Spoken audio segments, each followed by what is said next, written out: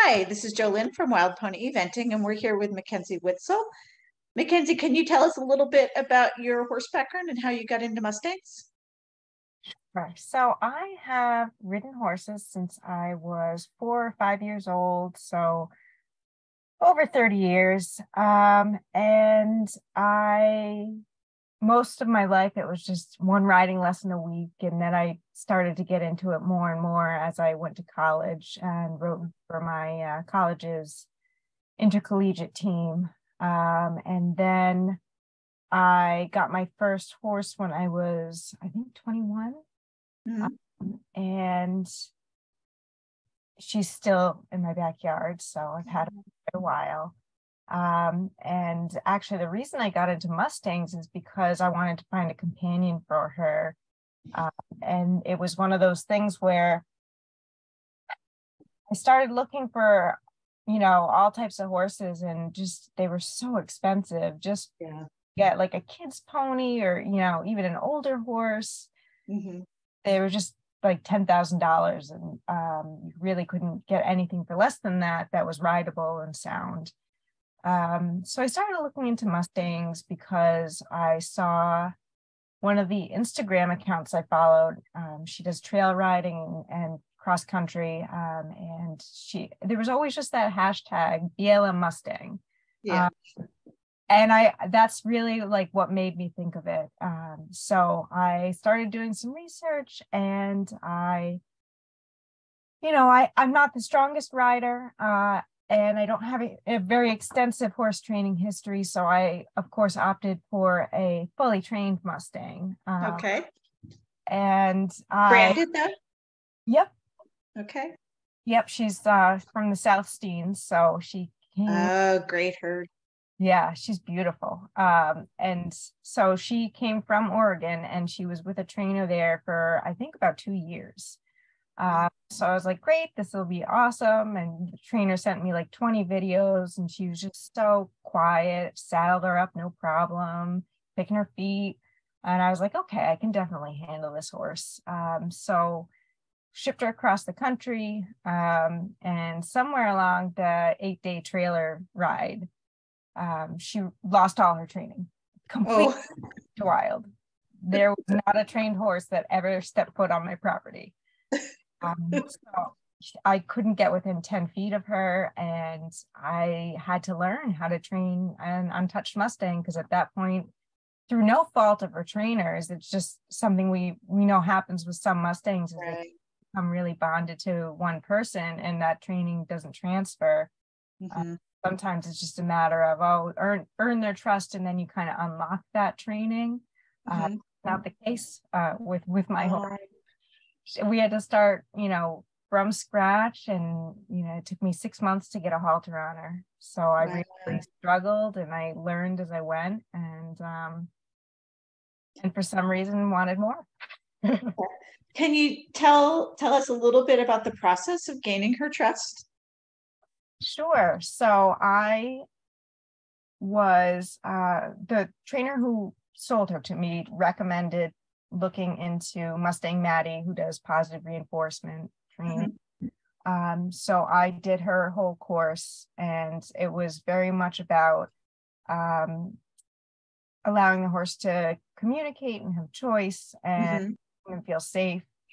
So it was really a matter of spending a lot of time with her and asking things that I knew she could do. So we spent a lot of time just targeting cones, and Yeah. following a hand target, and things that she was comfortable with, and kind of slowly grew that comfort bubble to encompass things like haltering, leading. And she, we got pretty far in the training. And it's so funny sometimes, and this is extremely rare now that I've worked with so many Mustangs, I can say this is extremely rare, but she had a traumatic moment, and it was all gone. I had to start again. And I was like, Wow. I'm not going to do that again. It's, I realized that there are probably Mustangs who are better suited for domestic life, and that I wanted to let her be wild, and that was the best option for her. And, you know, that's when I got my second Mustang. Mm-hmm. What happened that traumatized her? Do you know? It's going to sound like I'm exaggerating. I have horses. I sneezed. I was her foot up and I sneezed and bonked her with my head, and she took and it was just like day one. I don't know. It was very strange, but little things like that can really set her off. But I will say, now that I've let her be a sanctuary horse for I don't know, a year and a half now, she's actually starting to come around, and she's walking up to strangers, and they will. Yeah. One of the students was like, I wonder if I can, and she walked right up to her with a halter. So it's really amazing to watch that transformation.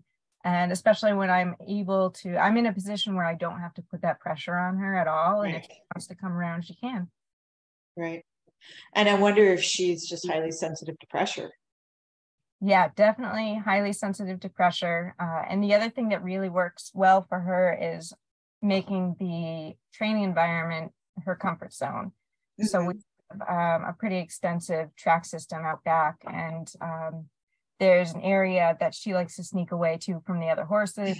She's the opposite of herd bound. She'll sneak off by herself when everything gets crazy. So we find her out there and work with her in her comfort zone. And that's where she's really progressed in leaps and bounds, where she feels. Cool. Okay. So tell us a little bit about your second Mustang.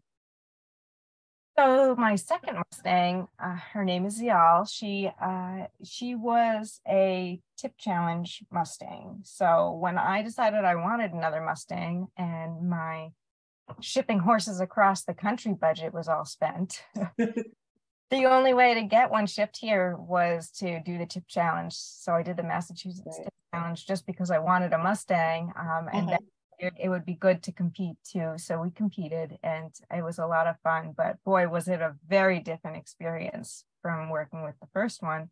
Mm-hmm. She was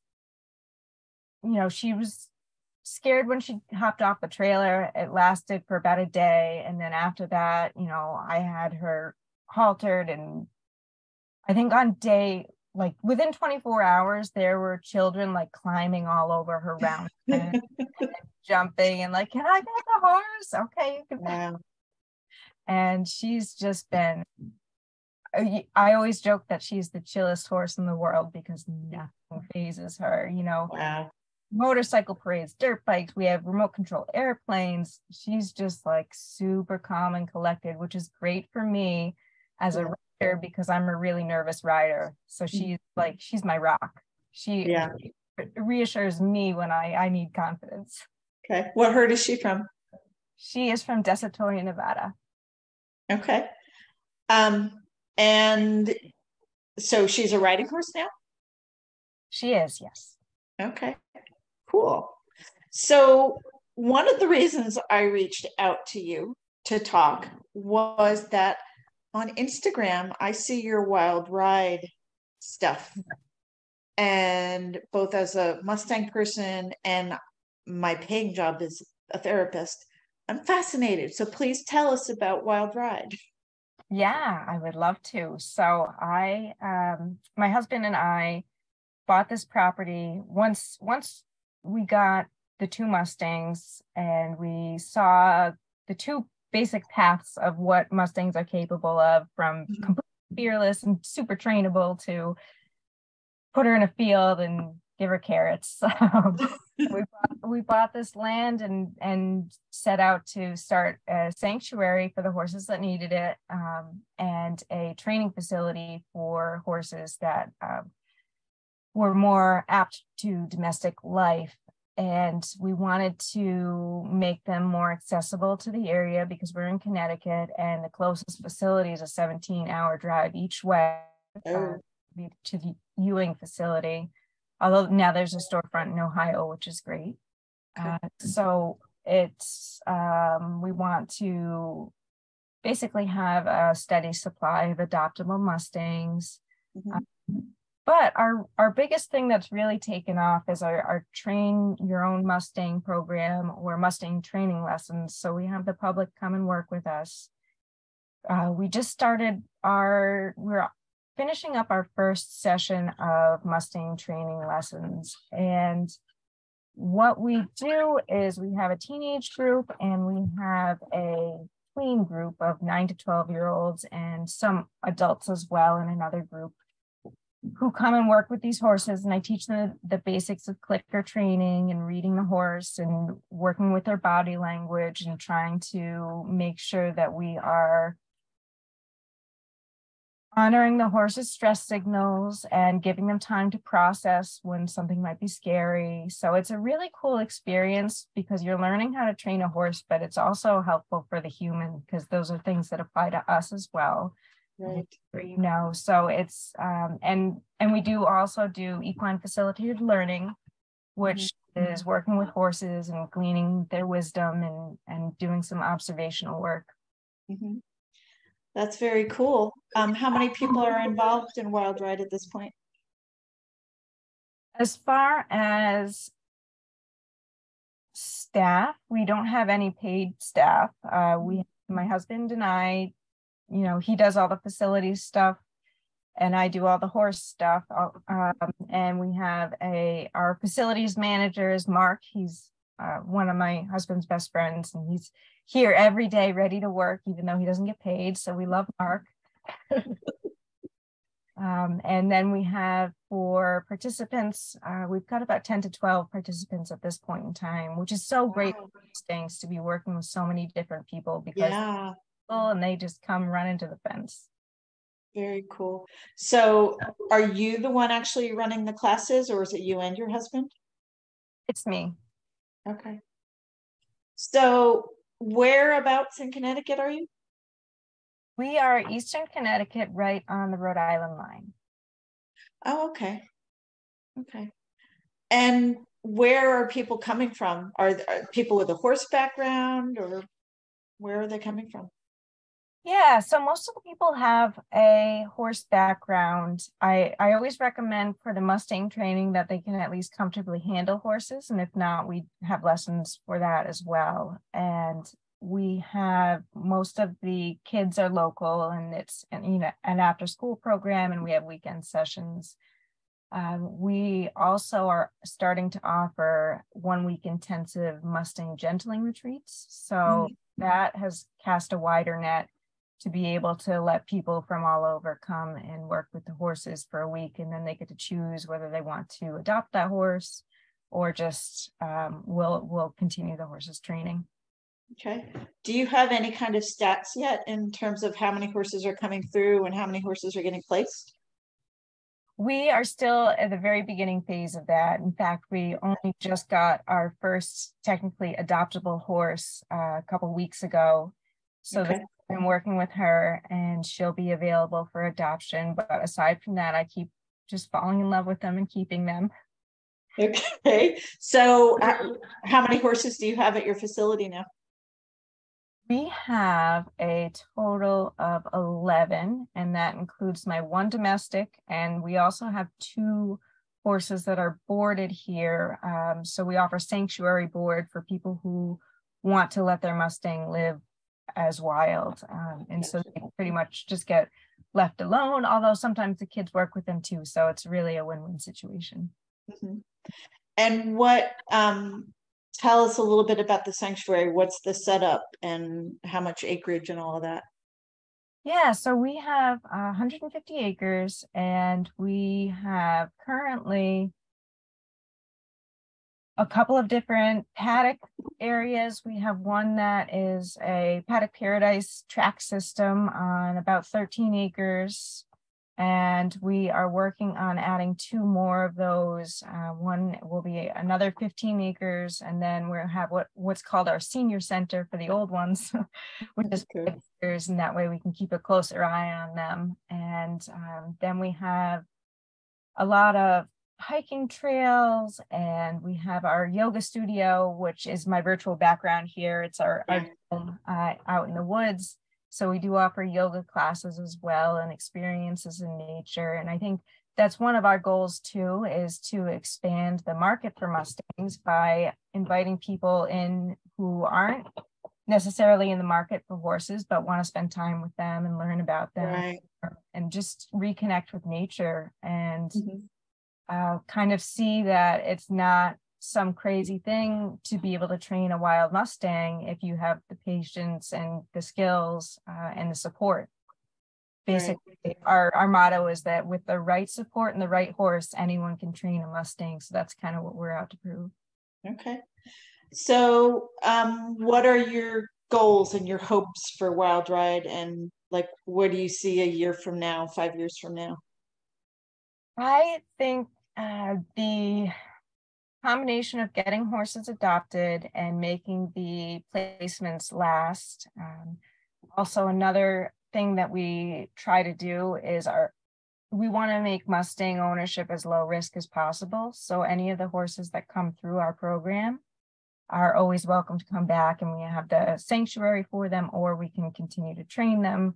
So basically, if anyone's on the fence about whether they can handle a Mustang and they're not sure, they can come and board at our facility. We have currently 8 BLM compliant stalls that are available for rent.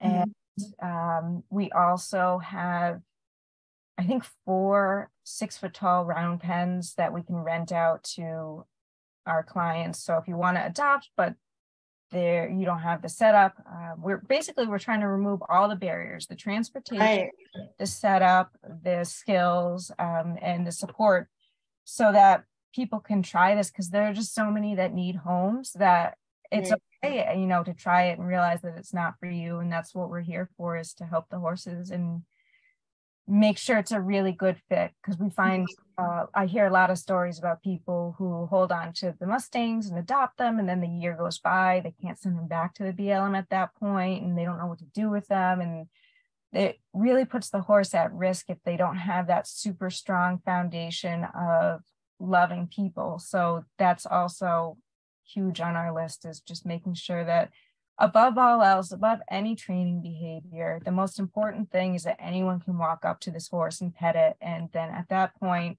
that's the solid foundation for making the Mustang adoptable and setting them up for success long term, even if they do get sold or anything like that. Right. That's a great idea, because one thing that I hear fairly often is someone is interested in adopting a Mustang, but they don't own a farm, and boarding facilities don't want a wild horse, or they don't want to create the pen or the stall that is compliant with the BLM. So that's fabulous. So anybody who's local to you could rent a corral and an approved stall. And could they gentle themselves, or are you part of that? Yeah, so that's our main goal, is to get people gentling the horses themselves. I want to teach people to train horses more than I'm training horses. And I know that there are a lot of people who love horses out there and have this skill set, and just seeing the people coming through my program already, who have such good sense for it. So to be able to teach them how to do it and start the Mustang addiction in more people, that's kind of the goal. Okay. So you have 11 horses now. What do you think your capacity is? Well, according to the zoning board in town, I can have as many horses as I want. We're trying to grow at an appropriate rate and make sure that we have the income to support all of the horses. We are a 501c3 nonprofit. However, we do try to support our horses through our activities and our educational programs. So by offering lessons, by the yoga studio, all of the proceeds from that go to caring for the Mustangs and experiences in nature, all of that stuff. And so we don't really take a lot of donations in. And so we're trying to kind of pace that with the revenue. So right now I have a day job, and I'm working probably 2 hours a day for training sessions with the public. once I'm able to scale that up to like 6 hours a day, we should be in a really good financial position to take care of more horses. Okay. Tell us a little bit about what you're identifying as those basic skills in gentling. And what do you, so if somebody comes into your program, what are the basics that you're going to teach? Yeah, so we basically mirror the TIP program in terms of haltering, leading, picking up the feet, and walking onto the trailer. And so, you know, we are training those behaviors, but a lot of the behaviors leading up to those are really what we want our participants and our horses to take away. So once you teach them to target, you can teach them to do just about anything. And there's certain other foundational behaviors that we focus on. We have a calm default stationing where the horse just stands quietly while people are talking or an unspecified amount of time passes. That's the, you know, our most foundational behavior because it keeps the horses from becoming treat muggers and makes them really polite. Treat muggers? Oh, yeah. Okay. That's a problem with positive reinforcement. A lot of people are like, oh, I don't want to give my horse treats because then they'll be all over me. But definitely train around that and make sure that they have the manners to receive treats and be trained that way. Mm-hmm. Yeah, I do think, I know that that's an issue for some people, but I think you can also use the treats to teach them manners. Mm-hmm. Absolutely. Yeah. So are you positive reinforcement based, or is that just one of the avenues you use? That is, I would say, 90% of what we do.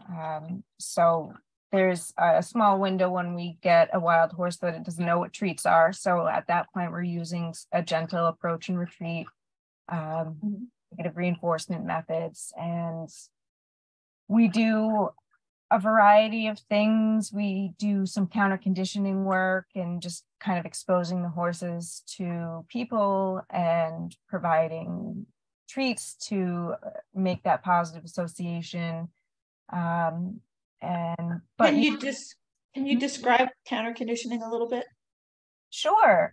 So actually, this is a great example. Yesterday, my group of 9 and 10-year-olds were working with our most reactive horse, which is one of the boarder's horses. And she, as soon as you come within 10 feet of her pen, she's really tense.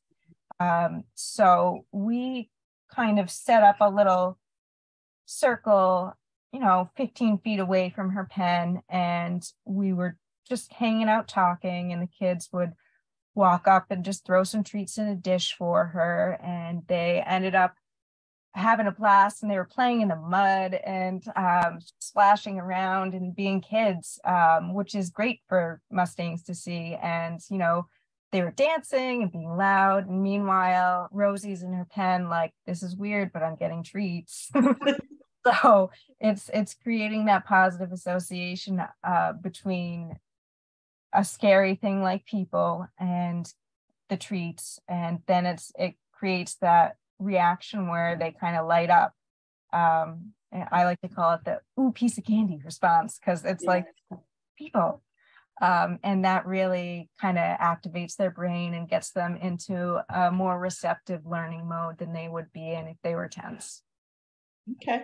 So how many of the horses that are there right now, how many of your horses are gentled versus still wild? So we have the brand new one who's been here a couple of weeks. And then aside from that, everybody is pretty well trained. It's always a process. There are some that need more work having their feet handled or leading, just because we do a lot at Liberty. So I often, I don't spend a ton of time working on the actual lead line. So I need to work on that more with some of my horses. But they're all pretty well handleable. The vet always compliments us on how, friendly and well-behaved they are. So they're good citizens for the most part. And then there's just the couple that are our sanctuary horses, which are not handleable, and we're not trying to make handleable. So those are the three, mine and then the two boarders horses. So they kind of get handled differently. We have a whole chute set up for them. Okay, can you tell us a little bit about the chute setup and what you use it for? Yeah, so our training area is a big cube. It's 72 feet by 72 feet, and the stalls are actually around the outside. Mm-hmm. So entrance in the front, and there's basically a 4-foot wide chute that we made from corral panels. So that's where we end up unloading them on the trailer, and then they are gentled in that area, and we can kind of direct them from one stall to another without having to handle them. And so they spend as long as they need to there to feel comfortable around humans, and to not be in that point where they're so reactive that they'll try to, jump the fence or anything. And so at that point, they're comfortable enough that we turn them out in just standard electric fencing, and they have so much room to run, and it's a wooded track system. So if they don't want to be near humans, they're gone and it's fine. So we don't have any problems with that fencing, even with those sanctuary horses. Mm-hmm. But when we need to do medical care, we'll shake a little grain or even just drive them from behind and point. They're really good about moving into the training area for that. And it's another example of counter conditioning, because that's where we feed them. So they're perfectly happy to walk right into the round pen area because that's where the food comes from. And then we can kind of ferry them into the chute and work on the medical care. Okay. So you mentioned you had a Paddock Paradise track system. Mm-hmm. I know it's not Mustang related per se, but can you talk a little bit about how you have that set up? Sure. So when we bought the property, we did not realize this, but it had been a beagle hunting club in its previous life. And they actually had already fenced in this giant area, and there were tracks already through it, and it had everything that a Paddock Paradise needed. So it had the elevation changes, the terrain shifts, the enrichment activities of all of the different plant life. And so it really couldn't have been more perfect, and we did literally nothing to it. We just opened up the fence and let them in. Okay. So do you keep the tracks with electric tape, or how do you do that? Yeah, so the main part of the fencing that comes from our training cube is a big open field, and that's electric.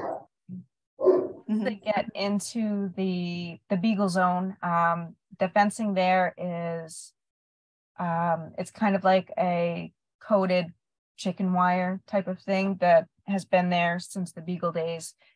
So that's not actually electrified, but we find that the horses don't have any motivation to leave because they have everything they need. So we've never had a problem with anyone testing the fences. Okay. Is there a difference between domestic horses learning electric fence and wild in your experience? No, I don't really think so. They kind of all react the same way, and I haven't had a problem with any of them really. Okay. And you said the pasture that they first get turned out in is electric? Yes. Okay. Yeah, cool. So I like to think that they assume that the rest of the fence is electric, even when it's not. Yeah. I think if they're trained well, they do assume that it's all electric once they get introduced to it.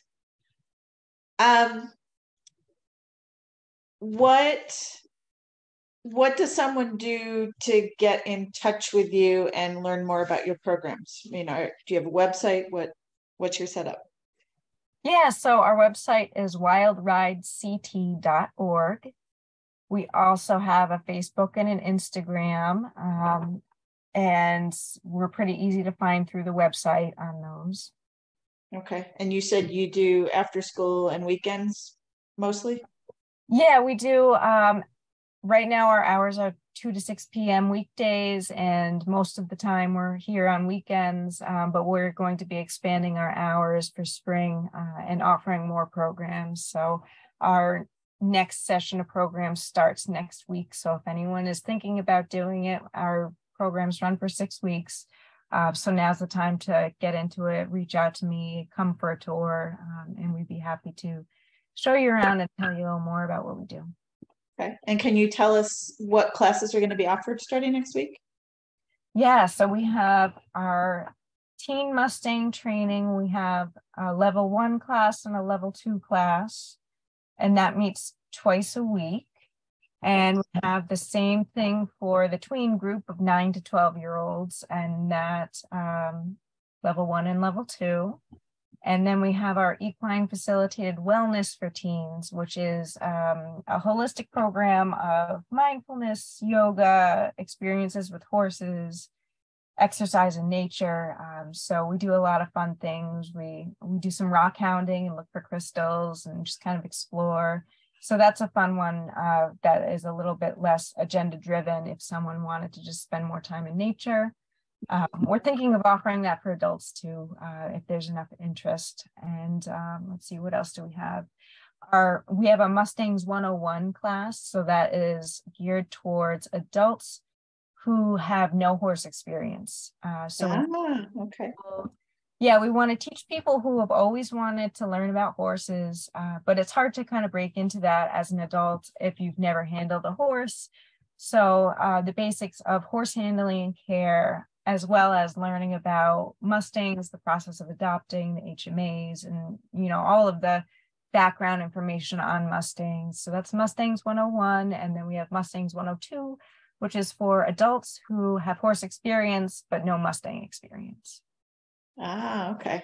So anyone wanting to test the waters to see if a Mustang is for them could take one of those classes, whether they've got horse experience or not. Yeah, absolutely. So anyone can get into horses here, and that's part of our mission.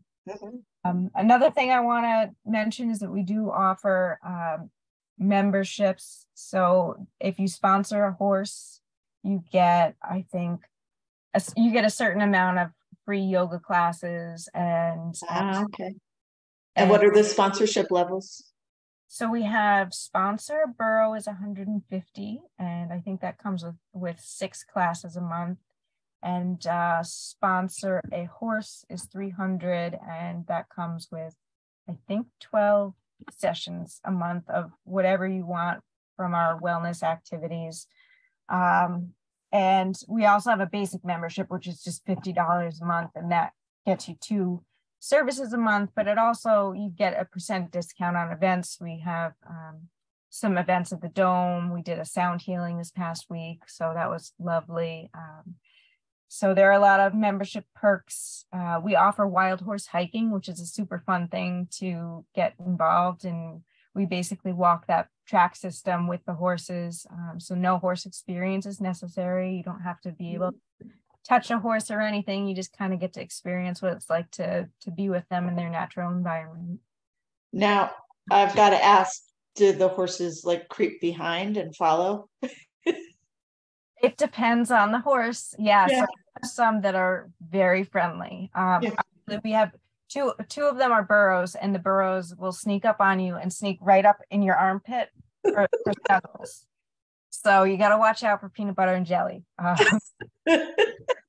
Even if you don't want snuggles, you're getting snuggles from them. So we have some horses that are, I mean, basically every horse except for the 3 sanctuary horses will come right up to you and loves attention, which is one of the reasons I wanted to split it into 2 different big track systems, because I want one for the sanctuary horses for people who want that distance to be able to observe and be with the horses, and then the other one for people who want to just, give them pets and treats.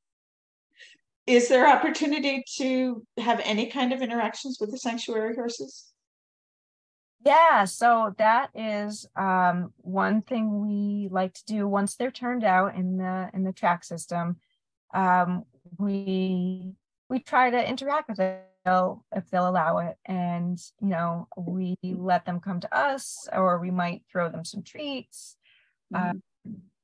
And they, you know, like I was saying with the first one, just really opening up to new people, it's making it optional for them is great. And it's so rewarding for the people, because, you know, someone will come here and be like, Hank almost came like within 5 feet of me. And it's like, yeah, that's awesome. And it's a way for us, you know, we always talk about our energy and making sure that we are calm and that we're breathing, and that we're creating a really nice, calm environment for the horses. And that basically attracts these horses that are scared of people, because it's creating that safe space for them. And so it's a huge accomplishment to just even sit and let the sanctuary horses come near you, because it's, you know, very rewarding.